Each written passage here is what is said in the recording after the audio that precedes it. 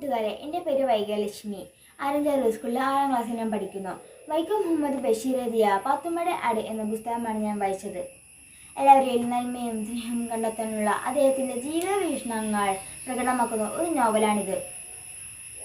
ഉമ്മയും സഹോദരങ്ങളും അവരുടെ ഭാര്യമാരും കുട്ടികളും കൂടിയുള്ള ഒരു കൂട്ടുകുടുംബത്തിൽ നടക്കുന്ന കാര്യങ്ങൾ വളരെ രസകരമായിട്ടാണ് ബഷീർ ഇതിൽ എഴുതിയിരിക്കുന്നത്. തൻ്റെ സഹോദരി പാത്തുമ്മയും അവൾ വളർത്തുന്ന ആടും തന്നെയാണ് ഇതിലെ പ്രധാന കഥാപാത്രം.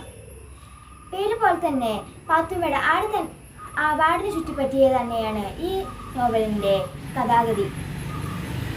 1954 ഏപ്രിൽ 27 പൂർത്തീകരിച്ച ഈ നോവൽ തിരുത്തുകയോ പകർത്തി എഴുതി ഭംഗിയാക്കുകയോ ചെയ്യാതെ അതേപടി തന്നെയാണ് ഇത് പ്രസിദ്ധീകരിച്ചത്. വളരെ രസിപ്പിക്കുന്നതും അതേപോലെ തന്നെ ചിന്തിപ്പിക്കുന്നതും ആയ ഈ നോവൽ വായിച്ചിട്ടില്ലെങ്കിൽ തീർച്ചയായും വായിക്കണം. Thank you.